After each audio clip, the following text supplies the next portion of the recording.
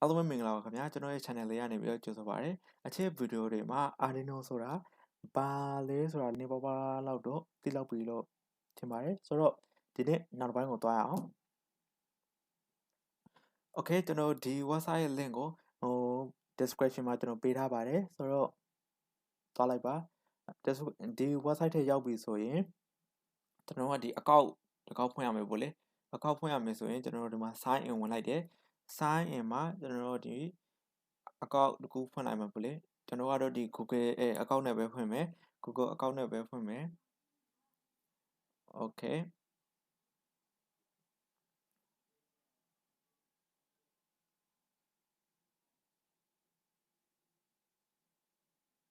ရပြီဆိုတော့ဒီလိုပို့လာပြီဆိုရင်ကျွန်တော်တို့ကဒီမှာဒီ website ကပေါ့နော်သူ website ကဒီ 3D design တွေဒီ code block တွေဒီ circuit ဘိုင်းတွေလုပ်လို့ရတယ်ဒါပေမဲ့ကျွန်တော်တို့ကဒီ Arduino ကိုပဲသင်မယ်ဆို circuit တွေကဒီမှာ new circuit ကိုနှိပ်ရပါမယ်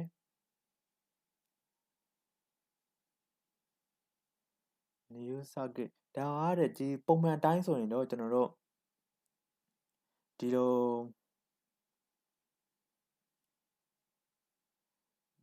ပုံမှန်တိုင်းဆိုရင်တော့ဒီစဝင်ဒီ website ကိုစဝင်ချင်းဆိုရင်တော့ကျွန်တော်တို့ဒီ battery ဒီလို circuit လေးတစ်ခုအရင်ပို့နေပါတယ်ဆိုတော့ကျွန်တော်တို့ဒီ circuit လေးနဲ့ကျွန်တော်တို့အရင်စရအောင်ဆိုတော့ဒီကျွန်တော်တို့ဒီ project တွေတော်တော်များများလုပ်ရင်ကျွန်တော်တို့ LED ကမဖြစ်လို့ပြောလို့ရတယ် LED လေးတွေနဲ့အများကြီးလုပ်ကြရတယ်ဆိုတော့ LED မှာကျွန်တော်တို့အပင်နှစ်ပင်ပါတယ်ပင်နှစ်ပင်ကဒီ add node ရဲ့ဒီဘက်က cut node ရဲ့ဆိုတော့ add node ကိုကျွန်တော်တို့အပေါင်းပင်ဒီ cut node ကိုအနှုတ်ပင်ဆိုပြီးတော့မှတ်ထားရမယ်ဆိုတော့ okay ဒီ battery မှာလည်းကျွန်တော်တို့အပေါင်းပါတယ်အနှုတ်ပါတယ်ဆိုတော့ဒီ battery မှာကျွန်တော်တို့အပေါင်းပါတယ်အနှုတ်ပါတယ်ကျွန်တော်အနှုတ်ကိုကျွန်တော်တို့ ground pin လို့ကျွန်တော်တို့ကခေါ်တယ်အပေါင်းကိုကြတော့ကျွန်တော်ကဒီ voltage ပေါ့လေ voltage pin ပေါ့ဆိုတော့ okay ဒီ okay ဆိုတော့ဒီမှာ start simulation ဆိုတာရှိတယ်နှိပ်ကြည့်လိုက်ရင်ဒီမှာမီလေးလင်းလာမယ် okay ပြန်ပိတ်ထားလိုက်မယ်ဆိုတော့ကျွန်တော်တို့ဒီ Arduino ကိုမစခင်မှာကျွန်တော်တို့ဒီ circuit လမ်းကြောင်းလောက်ကိုနည်းနည်းလောက်တော့နားလည်ထားရမယ်ဆိုတော့ဒီ resistor လေးမပါဘူးဆိုရင်ကျွန်တော်တို့ဘာဖြစ်သွားမှာလဲ resistor လေးခဏဖြတ်ကြည့်မယ်ပြီးရင်ကျွန်တော်တို့ဒီအစင်းအောင်ကြိုးလေးကိုကျွန်တော်တို့ကဒီတကယ် project တွေမှာသုံးတဲ့ဟာကျကျွန်တော်တို့ jumper ကြိုးလို့ခေါ်တာပေါ့လေ jumper ပေါ့သူကတနေရာနဲ့တနေရာခုန်ကူးတယ်ဆိုတဲ့သဘောကျွန်တော် jumper လို့ခေါ်တယ်okay အဲ့ဆိုရင်ကျွန်တော်တို့ဒီခုန resistor မပါဘဲနဲ့တစ်ခေါက် run ကြည့်မယ် okay သူဘာပြောလဲအပေါ်မှာဒီ LED ရဲ့ဒီသူ့ရဲ့အလုပ်လုပ်တဲ့ ampere ကဒီအမြင့်ဆုံးအနေထားမှာ20 milli ampere နဲ့ပဲအဲ့ဒါအများဆုံးပဲဆိုတော့ကျွန်တော်တို့အခု circuit အတိုင်းဆိုရင်တဲ့သူက61.9 milli ampere ဖြစ်နေတယ်အရင်များနေတယ်ဆိုတော့ခဏလေးနဲ့ဒီ LED ကျုံသွားမယ်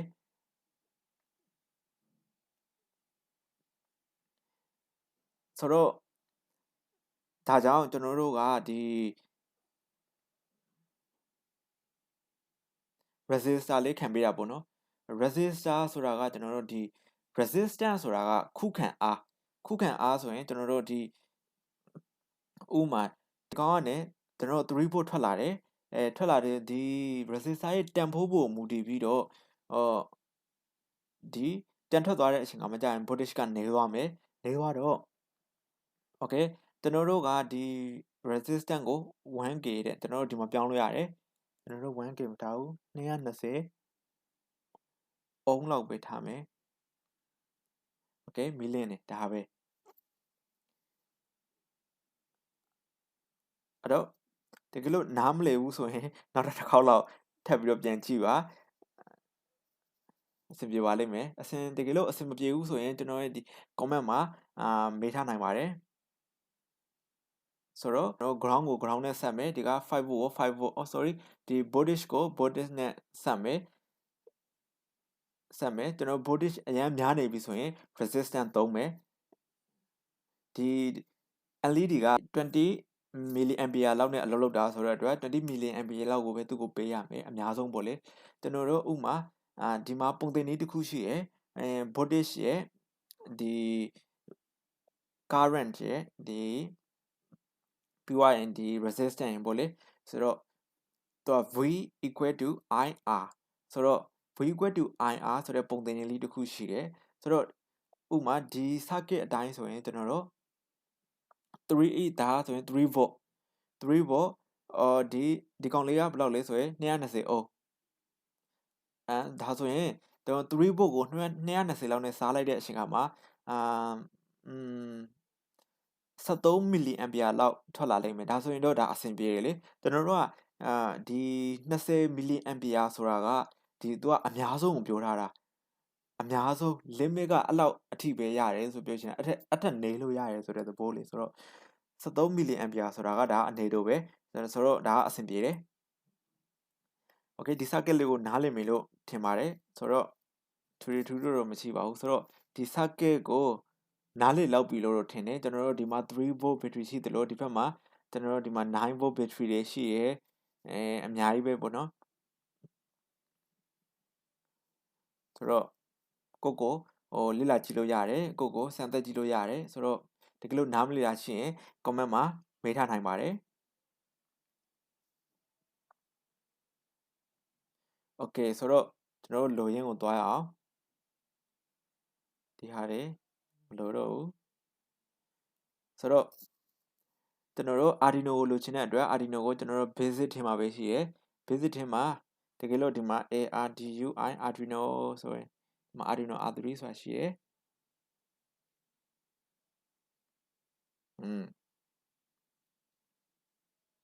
လေလာပါဟာရောက်သွားတာ okay ဒီဟာ Arduino ဖြစ်တယ် okay ဒါဆို Arduino ကပ်ပေါ့နော်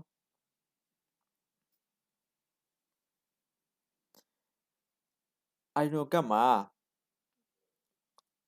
okay Arduino ကပ်အကြောင်းကိုနည်းနည်းလောက်ပြန်ပြီးရှင်းပြမယ်ကျွန်တော်တို့မှာ Arduino ကပ်မှာဒီ digital နဲ့ analog ဆိုပြီးရှိရယ်ဒီမှာ analog က A0 ကနေ A5 ထိဆိုတဲ့အတွက် analog 6ပင်ပါတယ်ဒီ digital မှာကြတော့0ကနေ13ထိဆိုရင်တော့14ပင်ပါတယ် okay ကျွန်တော်တို့မှာဒီမှာ5 volt ပါတယ် 3.3 volt ပါတယ်ပြီးရင် ground ပါတယ်ပြီးရင် ground ပါတယ် ground 3ပင်ပါတယ်ဆိုတော့ okay ဒီမှာ LED မီးလုံးလေးတစ်လုံးပါတယ် N ဆိုတော့တွေ့လားမသိဘူးဒီမှာမြားလေးကိုကြည့်ရင်တွေ့မှာပါ N ဆိုတာအဲ့ဒါက LED မီးလုံးတစ်လုံးပါဘာလို့လဲဆိုတော့ကျွန်တော်တို့ဒီ Arduino board ကိုဒီစမ်းကြည့်လို့ရအောင်ဆိုတဲ့သဘောမျိုးနဲ့သူကbit in ထည့်ပေးထားတာပေါ့နော်ဘုတ်ထဲမှာတစ်ခါလေးထည့်ပေးထားတာဖြစ်တယ်ဆိုတော့နောက်တစ်ခုကဒီမှာ TX ရဲ့ RX ကိုရှိတယ်ဆိုတော့ TX ရဲ့ RX ဆိုတာကဒီ transmit နဲ့ receive ပေါ့နော်သူကအဲ့လိုဥပမာကျွန်တော်ဥပမာတစ်ခုပြောရရင်ကျွန်တော်တို့ဒီ Bluetooth နဲ့ချိတ်ဆက်ထားရဲဆိုပါဘူးBluetooth ကနေကျွန်တော်တို့ Bluetooth ကနေပို့လိုက်တဲ့အချိန်မှာဆိုရင်ဒီပို့လိုက်ရင်ကျွန်တော်တို့ဒီ receive ပင်လေးကမီးလင်းတာတော့အဲ့လိုဒီ Arduino board ကနေပြန်ပို့လိုက်ရင်သူက transmit ကမီးလင်းတာတော့အဲ့လိုပုံစံမျိုးလေးပေါ့သူကဆိုတော့ဒီမှာ on ဆိုရင်ဒီကောင်ကို power ပေးလိုက်ရင်တော့ဒီ on ဆိုတဲ့မီးလုံးလေးကမီးလင်းလာမယ်အစိမ်းလေးရှိသလိုတချို့ကအနီလေးရှိလားမသိဘူးဟုတ်တယ်အဲ့ဒါတစ်ခုနဲ့တစ်ခုကမတူဘူးဆိုတော့နောက်တစ်ခုကဒီမှာ button လေးတွေ့လားမသိဘူးဒီ button ကဒီအနီရောင် button က reset button ဖြစ်တယ်ကျွန်တော်တို့ဥပမာဒီကတ်ထဲကိုကျွန်တော်တို့ program တွေထည့်ထားရဲဆိုပါတော့program တွေကအဲ့လို program ကိုအစကနေပြန်ပြီး run ချင်တယ်အဲ့လိုဆိုရင်ကျွန်တော်တို့ကဒီကတ်ကို reset ချလိုက်ရင်သူက reset ချလိုက်ရင်ကတ်ကအစကနေပြန်ပြီး run နေဆိုတဲ့ပို့ပေါ့အဲ့လိုပုံစံမျိုးဆိုတော့ဒီဖက်မှာကျွန်တော်မြားလေးထောက်ပြထားတဲ့ဒီအမဲရောင်ဟာလေးကကျွန်တော်တို့ဒီ power ပေးတာပေါ့နော် power ပေးတာဒီကတ်လေးကကြရင် ဒီဟာကကြာရင်ကျွန်တော်တို့ program သွင်းတာဆိုတော့တန်တဲ့ဟာတွေကတော့မသိလေပြဿနာတော့မရှိပါဘူးဆိုတော့ဒီဘုတ်တစ်ခုတည်းနဲ့ကျွန်တော်တို့ဘာလုပ်လို့ရလဲဆိုတော့ okay ဒီဘက်မှာကြည့်အောင်ဆိုရင်ကျွန်တော်တို့က okay ဒီမှာ button တွေပါတယ်ဒီမှာ breadboard ပါတယ်ကျွန်တော်တို့ breadboard တွေပါတယ် motor တွေပါတယ် gear motor တွေပါတယ် servo တွေပါတယ်အများကြီးပဲဆိုတော့